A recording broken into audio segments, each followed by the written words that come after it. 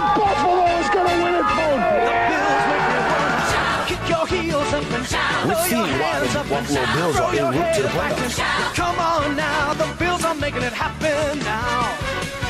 Stand up now, come on and shout. Buffalo Bills go undefeated. And we're going to the Super Bowl. Right now, baby. Come on, come on. No one Come on circles the and wagon shout. like the Buffalo Bills. Hello. We're back for another episode of Overdue Bills. How's it going? We're here we got something special for you guys today. We got our boy John Kegley from the Locked On Chargers podcast to do a little pregame for the upcoming game this Sunday. How you doing today, John? Oh, I'm doing great. Enjoying your guys' East Coast weather in Virginia. Can't wait Nice. for the Chargers game. Yeah, it's going to be a good one. And we got our boy All-Purpose Rad here. What's going on, Rad? How you doing, man? How was the Thanksgiving? Man, that Thanksgiving was great, man. I'm stuffed. Had my leftovers like a couple hours ago, so I'm still feeling a little, got the itis a little bit, but I'm good, man. I'm ready to pod. Nice. Can't complain. How you doing, Matt Cole? Matt Cole, aka Matty Ice, Matt COVID. Matt COVID. Yeah, I'm doing good, man. Same deal. John, how was your Thanksgiving? You celebrate? You're out with the family. You said in Virginia. How was that? Yeah, I'm engaged, so I got to meet my other family, if you will, or future family, if you want to call them Nice. that. And it's kind of nice getting to meet them all. I don't that's have good. much family of mine. I have like maybe 3 people, and my fiance has like 80. Oh, wow. That's different. that was different. Had to do a lot of introducing yourself. Oh yeah, every 2 minutes someone comes walking in. Oh, this is my fiance John. I'm like, oh, Yeah. come on, watching the game. Gonna be doing a lot of that at the wedding. A lot more of that. A lot more thank yous. Congrats, man. Congrats on your Congrats engagement. for sure. Thank you. Yep, and be a good game this weekend for us then. All right, yeah. So we gotta take care of a little business here. This podcast is brought to you by Buffalo Wing Kings. Being from Buffalo, there's 2 things the guys here at OBP know. That's Bills football and that's wings. Our first choice and the best choice is Buffalo Wing Kings. At Wing Kings, it's Wings 101. With over 101 flavors of wings and a beloved Wing of the Month special, Wing Kings is sure to school any other wing places around. They're opening 2 locations by January 2021, one in the University District on Main Street and one in the Black Rock Riverside area on Niagara Street. Available for your Bills games, your parties, anything you pretty much need for wings, Wing Kings has you. You can stop by their Elmwood Village location now at 484 Elmwood, or you can give them a call at 248-1427. For all your wing needs and anything else you need from them, you give them a chance and find out why they say and we know that they have the best wings in town, hands down. All right. So John, man, we got a big game coming up. I guess it's more of a big game for us. It's kind of been a disappointing season so far for you guys. A lot of heartbreak, man. A lot of heartbreak, you guys. I think you have the most one possession or one score losses in the league. With coming into the season, we got a familiar face from us. You had Tyrod Taylor starting under center. And they had a lot. Your 2 defensive ends they came in pretty highly touted. It just kind of seemed like it could have been a good year, and it's just been disappointing so far. Let's talk about that. Well, yeah, except for me, I predicted us to be 6-10 this year, but almost all us Charger fans were thinking this was going to be a great year, top 5 defense. Your offense wasn't going to be great with Tyrod, but you were going to have at least an offense that doesn't turn the ball over, that could probably manage the game enough so your defense can win it for you. Mm-hmm. And then the defense just got all these injuries, injury here, injury there, injury everywhere. And Tyrod ends up going down because he got a lung puncture from taking I forgot what exactly he was getting done by a doctor, but he was getting an injection basically, and they punctured his lung. And so Herbert comes in, and next thing you know, here's our next big thing. And now the offense is the story. We're scoring 27 to 30 points a game, but the defense is injured. Gus Bradley's being too conservative. We're playing good all the way up until the 2-minute warning of the second and fourth quarter, and then we're giving up everything. It's just been a major coaching collapse, if you ask me. I think the coaching's majorly to blame. Injuries are to blame, but other teams have injuries and they somehow perform through them. I think it's coaching. Yeah. Wow. I mean, because we know your coach pretty well. He was our OC for a couple of years before he got the job. And I wanted to get to Anthony Lynn because, everybody would think y'all found the quarterback, right? Everybody would say Justin Herbert is the guy of the future. I know y'all had a stud, Derwin James. He seemed like he got to keep getting hurt, but a potential, back end guy, and you got the 2 DNs, with Bosa being the younger one. So do you think, based on what you're saying, I probably know the answer. Anthony Lynn, do you think y'all moving on from him? Do y'all think is any type of chance to keep him as your head coach? What's going on, Anthony Lynn? Is he going to get the rookie QB bailout, so to speak? I feel like there's a lot of bailouts for this guy. COVID, but there's no training camps. Now you have a rookie. I feel like there's a lot of bailouts. I mean, it's going to be questionable with Anthony Lynn if he's going to stay or not. I feel like the real question is Gus Bradley going to leave? Gus Bradley's our defensive coordinator, and he's been really blowing the games for us because the offense has shown up. And I would really say, I mean, if we were getting blown out, like if we're losing these games 27-17, and the closest that game was 17 points before like a garbage time touchdown, then I'd be saying, we're just getting completely out coached. We need to let all the coaches go, but we're in these games. We have chances to win, but the defense is usually the one that blows it. And I feel like it's Gus Bradley that's going to get the scapegoat out of all this, and Anthony Lynn will end up staying probably. Yeah, that's unfortunate because it definitely, I was looking at the games, it seemed like you guys were up a couple of touchdowns and at least, 4 of them, and then just gave them up. 16 plus point leads blown. We had 16 plus point leads blown in a row, and only one of them ended up still being a win. And that was the Jaguars. And it seems like going into the games is like, okay, how are we going to lose this one today? And that's our mindset. Kind of been the story of the season. That's our mindset every year. Yeah, that's not even.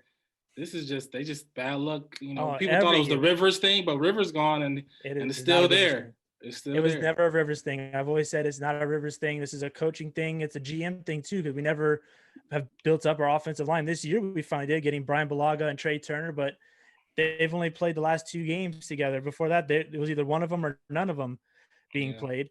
And being a Charger fan, I've been a fan since 2004, and my first season, Nate Kading misses the game-winning field goal in the playoffs against the Jets. And then next season, we have a chance to at least maybe make the wild card. Drew Brees injures his arm, and then that's when he gets cut, and Rivers is the guy from now on. The next year, you're 14-2. LT's the MVP. You go to the playoffs, and you intercept Brady. You probably have a good chance to clinch this game, and you fumble the interception return, and Brady ends up coming back to win the game. It just goes on and on, man. AFC Championship in 2007. You have a chance to go to the Super Bowl, and what do you have? Rivers with 2 torn ACLs. LT's got a hurt groin or a hurt knee, hyperextended knee. Antonio Gates is injured. It just never gets old, man. It's just being a Charger fan. I'm sure the Bills had some kind of times like that with like the Super Bowls and not making the playoffs for a long time, but at least you've shown not when we was born. Ours been way worse than you guys, so I definitely know how you feel. No, probably not, because we never even we just now recently getting back to the playoffs. Y'all was getting to the playoffs, heartbreaking losses, had all-time great quarterbacks, so you have not had none of that. So but I want to talk about the young gun, the young quarterback. Herbert, how was he received when he was drafted, right? How is he looking now? And compare, y'all got the best quarterback in y'all division.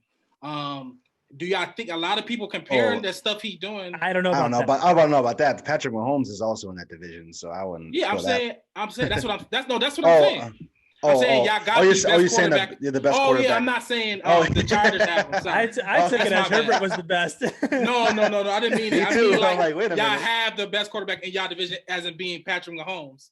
But a lot of people been comparing Herbert to him. So what was y'all feel when y'all drafted him compared to what's the feel right now?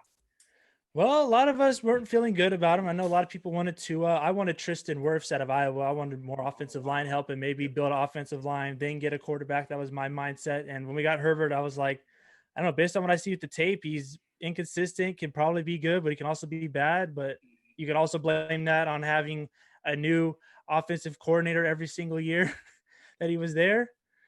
But now that we've seen what he can do, and he's like now the fan favorite, like he's slowly taking over Joey Bosa and Derwin James as the fan favorite on the team. Yeah, you got Tom Telesco, a Buffalo native. He went to St. Francis. I don't know if it's, which is a high school here. He graduated from there. So yeah, it seems like that. That's looking like a home run right now. I mean, Herbert's looking like, with Burrow out, he's looking like he's going to run away with that Rookie of the Year. I think he's got. He set the rookie QB record last week with 3 games of over 3+ TD passes in your first season. That's pretty good.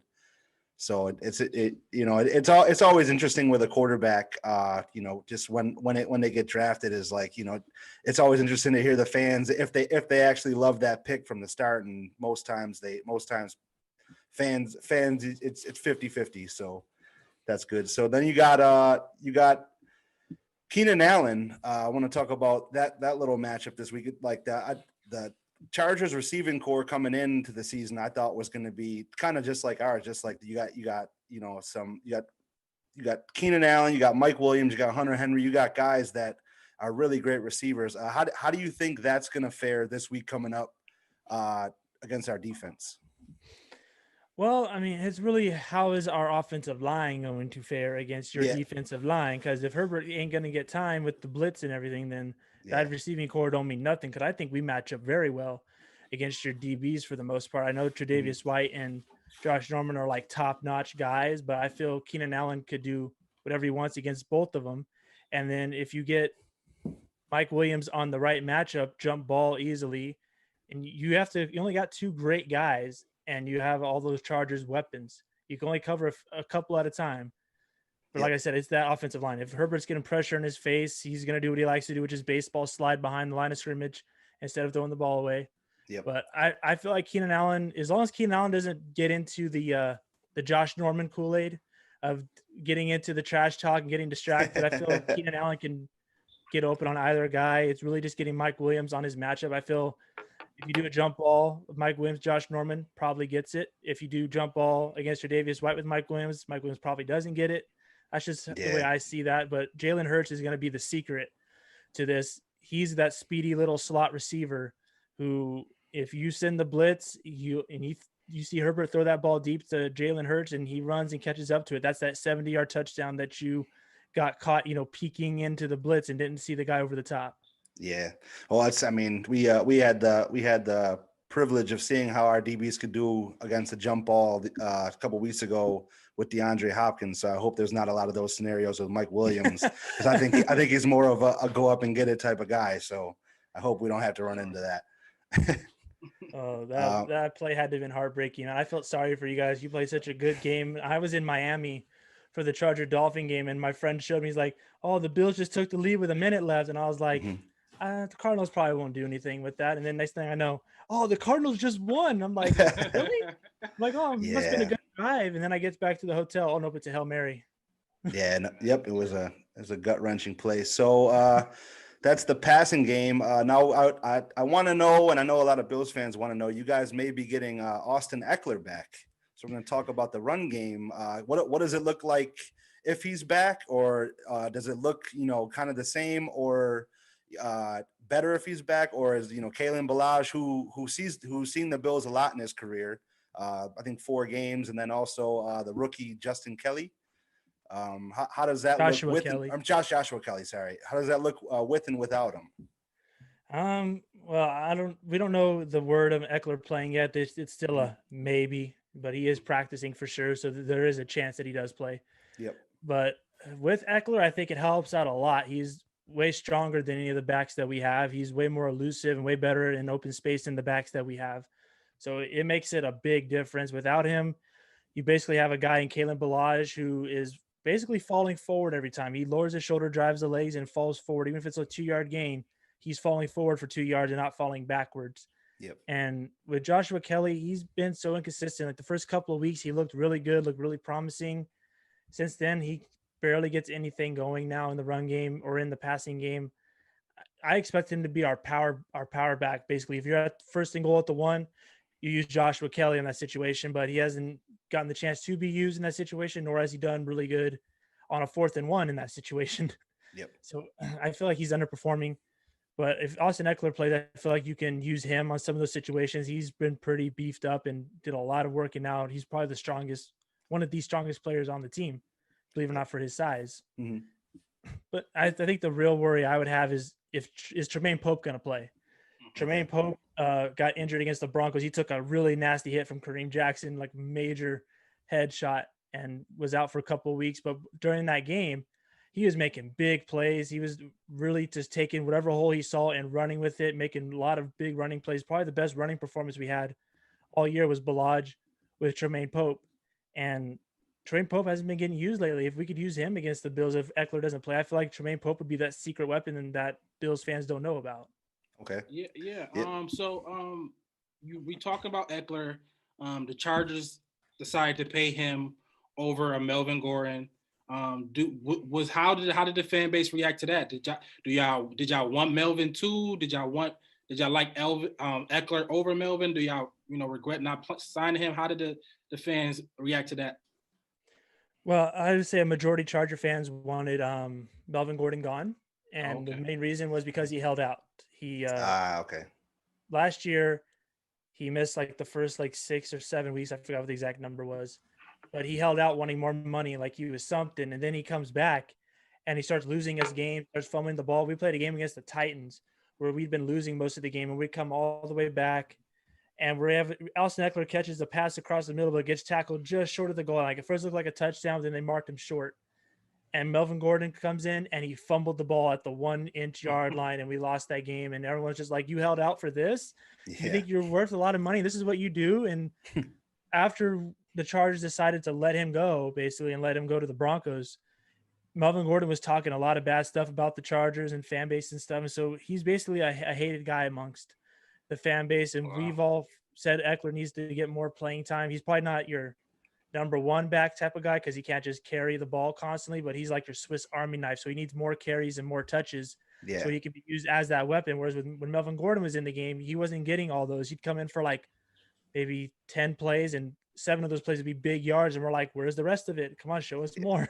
Yeah. And Eckler's an underdog story, so those are always good too. And trust me, Bills fans, we didn't want to see Melvin Gordon again after what he did last time he was here. He scored 3 touchdowns in their win, which was I'm going to get into it in a second here.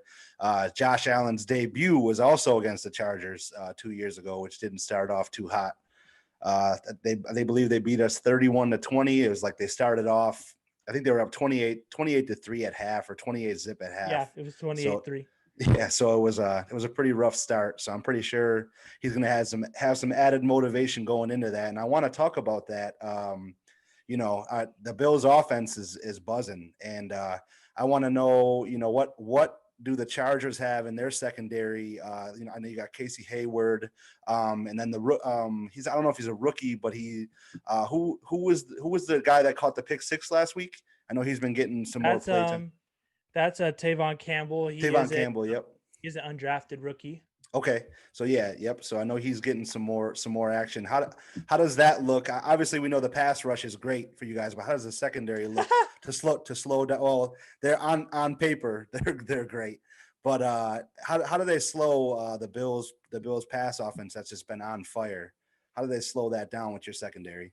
Well, I'm more worried about the running game more than anything. I don't know what it is with this team lately, but they've somehow, they might start a little bit slow against the pass, but they somehow pick it up. And once it looks like we figured it out, all a team has to do is get a couple of good run plays against us, and then we can't stop you the rest of the game. That's more my worry. I'm worried about what Devin Singletary is going to do against us. Well, we're kind of wondering that too, because our run game has been kind of non-existent this year. So that's what a lot of people have said about other teams' runs until they came against us. But Casey Hayward is being said not to play. It's been reported that he's out for this game, which I think helps the Chargers, believe it or not. He's been targeted deep a lot. He covers the short routes really well, but he's been getting beat deep a lot this year. It's kind of like he's been getting targeted. The Jets targeted him a lot, and he got beat a couple of times. There was one time where he got beat, and he actually did a pass interference to prevent the big play.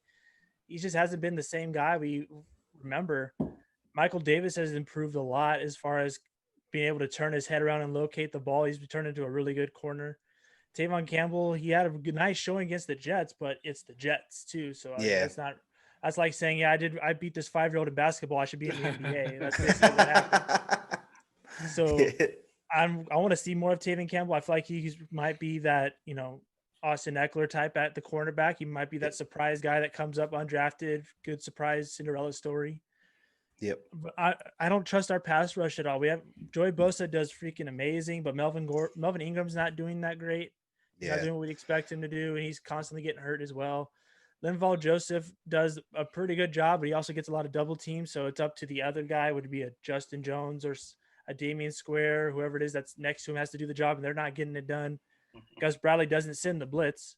Against the Jets was probably the most he sent the blitz in his whole time as a Charger defensive coordinator. And when we don't send the blitz, feel free just to pick your guy. Who do you want to throw it to? You want to throw to that guy? Okay, go ahead. Throw to that guy. Yep. Easy 7 yards. It's going to be like that all day. I think the key for the Chargers is going to be just keep Josh Allen in the pocket. If he extends the plays, you're done, especially since he's hard to tackle. Yeah. But if you keep him in the pocket, he'll want to force throws. If you have everything covered perfectly, for some reason he still wants to throw into covered guys and try to force a play, which he's made a lot of big plays doing that, but he's also gotten intercepted doing that. Yeah. I scouted him when he was at Wyoming because I'm a San Diego State fan. Okay. We played against him. We beat him in the Mountain West Championship. And and I scouted him all the time, and I was like, this guy is freaking crazy outside the pocket, but in the pocket, he's a turnover machine. So I think that's got to be the key for the Chargers. Keep Josh Allen in the pocket and try to just get to your spot and make the throwing lanes a little bit harder for him, make him want to force it.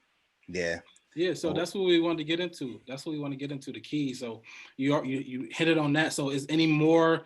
So I guess the big three. What's your three major keys for the Chargers to win this game?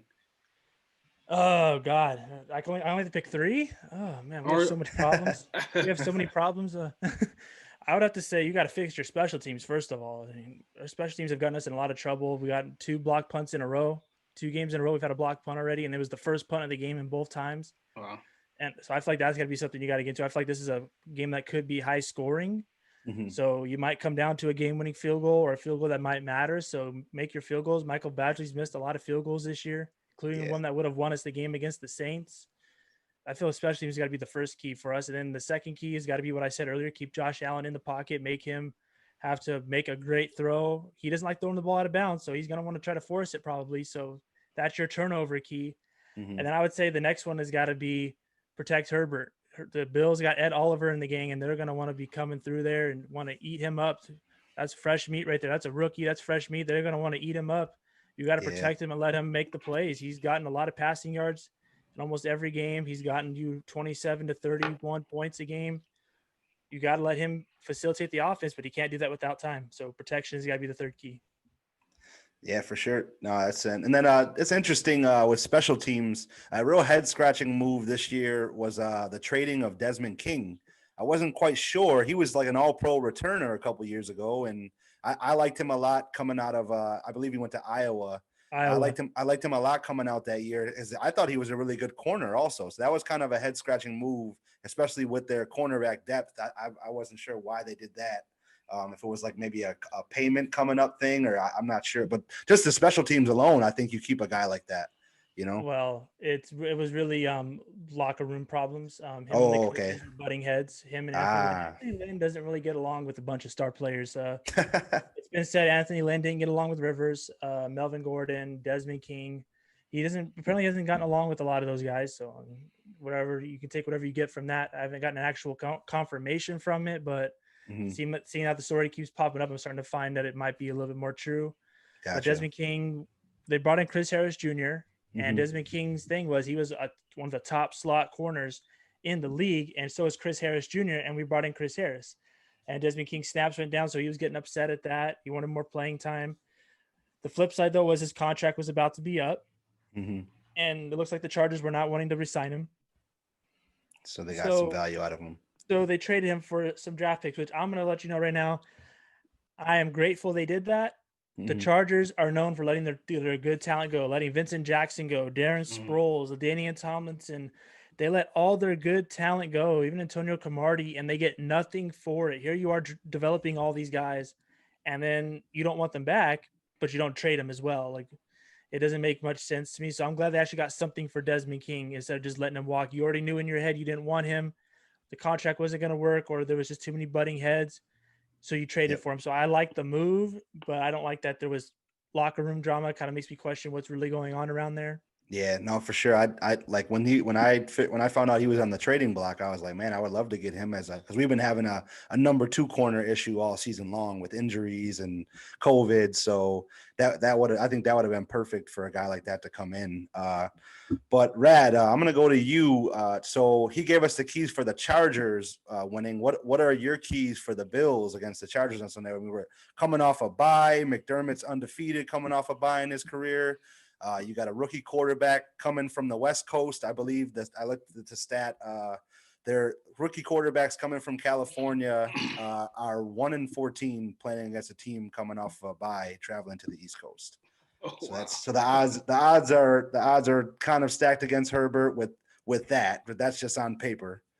But what are your 3 keys to success for the Bills here against the Chargers? I think just come out strong. Mm-hmm. The Chargers got a powerful offense, so just just go, like, run the offense. Let's go, mix it up, or just attack. I just be on a attack side.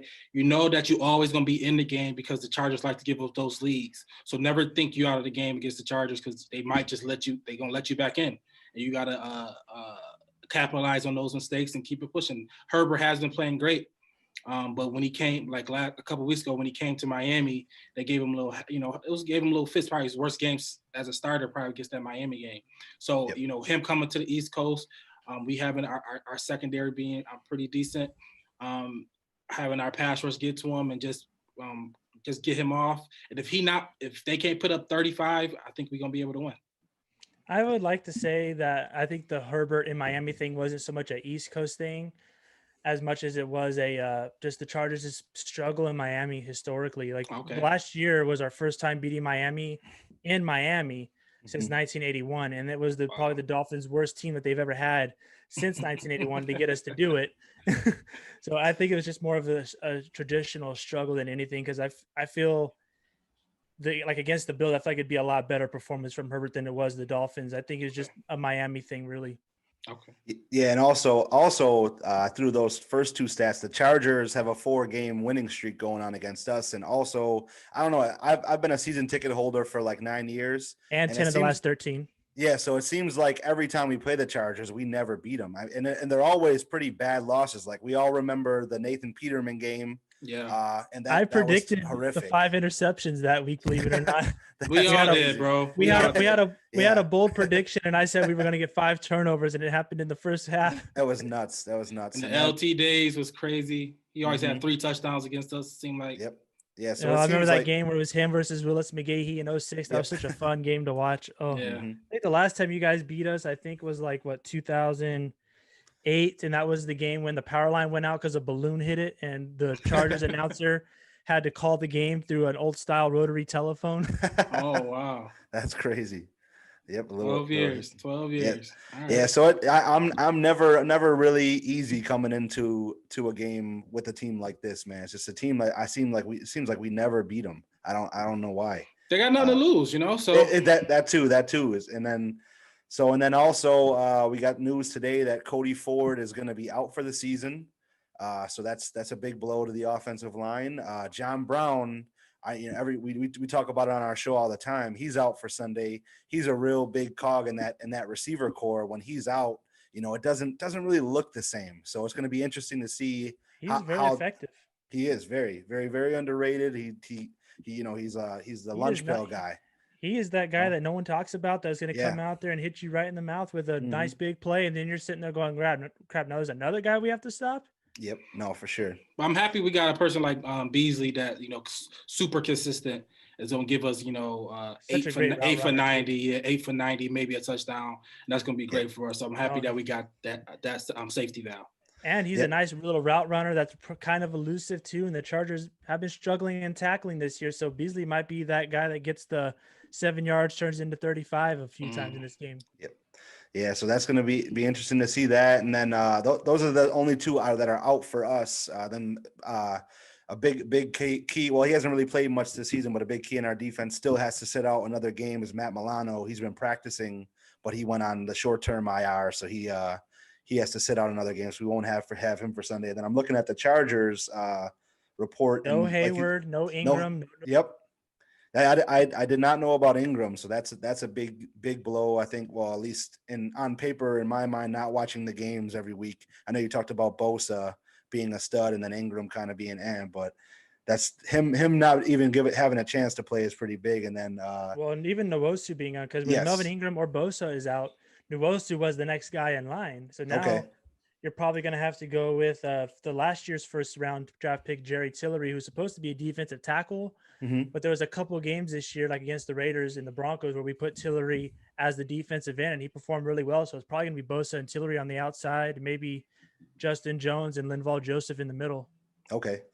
Yeah, so that's a big one. And then Rad, did you have any more keys for the Bills' success? No. I'm just happy to watch this game. I think it's gonna be high scoring. I think both teams get in the 30s. This is start your Chargers, start your Bills, probably in fantasy game. So I'm happy to watch it. I'm happy to watch it. I love your guys' podcast name, Overdue Bills. I saw that message pop up, and I was like, Overdue Bills. Do I have an email? I was like, oh, that's a Twitter message.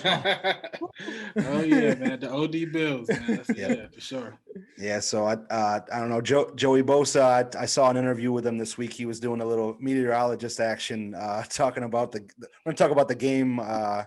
He was saying that the Chargers always seem to bring the good weather, and it's supposed to be 50 degrees on Sunday, which is very, very unlike a December or close to December game. So I'm looking forward to that too, because we've been doing really good in the nice weather this season. Our losses have come in some bad weather games, or where our offense kind of stumbles has been in some bad weather games this season so far. So what we do on our show, we're going to do a prediction here. I believe the Bills right now, looking at it, they're a 4-point favorite right now going into it. What do you have for a score prediction, John? Well, believe it or not, I'm the guy that actually usually predicts us to lose, and I've been right a lot. I mean, I'm 7-3 this year predicting the game, so I mean, you can't really call me a pessimist. It's just I just know my team. Yeah. But the Chargers have been known to get at least one upset win, like every year. Like last year, it was Green Bay. Green Bay came to town and we just destroyed them. Yep. It was like 26-8, and Aaron Rodgers' lone touchdown was towards like I want to say the end of the third quarter, and that was it. That's all he had. So I feel like we're due for one big game. I feel like that's going to be this game, just because the all-time series, the Chargers just seem to do well against the Bills, up 22-14 and won all-time against them, won the last 4, won 10 of the last 13. And I feel like they might be a little bit more confident after that win against the Jets for some reason. I don't know how beating a bad team gets you confident, but I mean, they looked a lot more confident after the win, especially in some of the practice videos I've seen. I feel like the Chargers win this game. It's going to be high scoring, probably like 38-34, but I think they're going to start choking in this game. But I think Josh Allen messes it up on the final drive. I think it's going to be one of those games where the Chargers actually squeak past it. Okay. Wow. I like it. Rad, what do you got? This could be potential. I'm not gonna say potential trap game, but it could be one of those games where you look at the record, you say, "Oh, it's the Chargers coming to town," but not realizing how powerful their offense been, how good Justin Herbert been playing, how good him and Keenan Allen is looking like. Drew Brees and Michael Thomas. Last year, they just every time he throwing the ball, he catch the ball. So but we can score on this. We can score on this team, right? So. If Josh Allen keep the ball, no turnovers, we can be able to score. We haven't punted a lot in the last couple of games. Yeah. We've been selling for field goals. Bassman having to get a lot of work. But I think we can score on this team, right? So I think how we gonna score. I think we should score every drive, either field goal or touchdown. I think it's gonna be high pace, high flying game. I got us winning 41 to 30. 41 to 30, 38. I got us winning 41-38. I think it's high power, high scoring game. But I think we more clean. I think Chargers make the mistake. Yep. No, I'm gonna go with something similar. I mean, it's gonna be high powered. I just think if we don't play bad in the third quarter, which has been our Achilles heel, I think that we're gonna be able to score kind of. It's gonna be a shootout. And then, with us being the best fourth quarter team and the Chargers not seeming to be able to hold on to a lead or, being able to come through in the fourth quarter, I think we're going to come through at the end. I think Josh Allen's going to have it at the end to score the final thing or put us in the lead. So I'm going to go with I'm gonna go with 38-31 Bills. You know, what's the over-under? Yeah. The over-under is 53 right now, so I think you hammer that. If you wager on the games, I'm thinking you hammer that, and then for sure. Each team definitely scoring 30. I think so too. Yeah. No doubt. So John, we appreciate you. Oh, I'm sorry, I didn't get you to talk about where you're from. I'm sorry, I kind of skipped that altogether. Give us a little bit about your what podcast you're on. Let the people know if they want to come check you guys out. Give us your socials and everything like that. We actually have a couple of podcasts. We got our start on Chargers Domination Live, which is a live one that we do on Facebook. Just look up Chargers Domination Live and you can watch us. We do it once a week for an hour and you can interact with us. Nice. You can also find it on Twitter at Chargers Dom Pod. The one that these guys found me on is Locked On Chargers, which is a daily show that's like a bite-sized, like 20 to 30 minute show 5 days a week. Okay. Just look up at Locked On LAC on Twitter and you'll find most of our shows. You also find us on Facebook, Locked On Chargers. You can find me on Twitter. Just look up John Kegley. And if it looks like it says at Biggest Charger Fan, it's spelled a little bit different because I ran out of space for all the letters. But it should look like it says at Biggest Charger Fan. That's me. Okay. Awesome, man. Well, we appreciate you coming on and we appreciate your insight because, we don't get to watch much of the Chargers. So coming in, we're kind of flying blind other than the stat sheet and the record. So we appreciate all the insight you gave us and we're glad to have you on this week. I appreciate you guys bringing me on. It's always an honor to come talk to other sports fans around the league like this. Yep. No doubt. Sweet. No Thanks. doubt. Yeah. Thanks for coming on, man. Thanks. So that's going to be another edition of Overdue Bills. Make sure you guys subscribe on YouTube. You find us on Apple Podcasts, Spotify. We'll be putting this out, and we got something special for you guys this week, Bills fans. Stay tuned. All right. Peace. Thanks, John. Appreciate it. All right. Fans and listeners to Overdue Bills podcast. We got something special for you guys this week, and we'll have it every week going forward. We got a wonderful sponsor over at Buffalo Wing Kings, and me and the boys, we decided to do something special for you guys. I know you guys all love wings, and I know you guys all like winning stuff. It's like the Bills are going to do on Sunday. Well, what I need you guys to do in order to win, we're going to give up a $30 gift certificate to Buffalo Wing Kings to be used whenever they reopen. And what you have to do is you tap that like button on our Facebook page on Overdue Bills Podcast Facebook. You're going to give right now. I'm trying to win myself, man. You're going to give the score prediction of the Bills versus the Chargers game this week, and then you're going to share it. You share it to wherever you want, and the person who predicts the right score is going to score themselves a nice $30 gift certificate to get the best wings in town. So as a tiebreaker, we may have multiple people getting the same score. That's okay. So as a tiebreaker, what we're going to do is we also need you to input how many total passing yards the Buffalo Bills will have this Sunday against the Chargers. So what you're going to do is you're going to hit that like button. You're going to go to our post talking about winning the $30 gift certificate, predicting that score. You're going to do your score prediction, whatever you could pick. I picked on the show. I picked 38-31 Bills. That's what I'm going to roll with this week. You can pick whatever you want.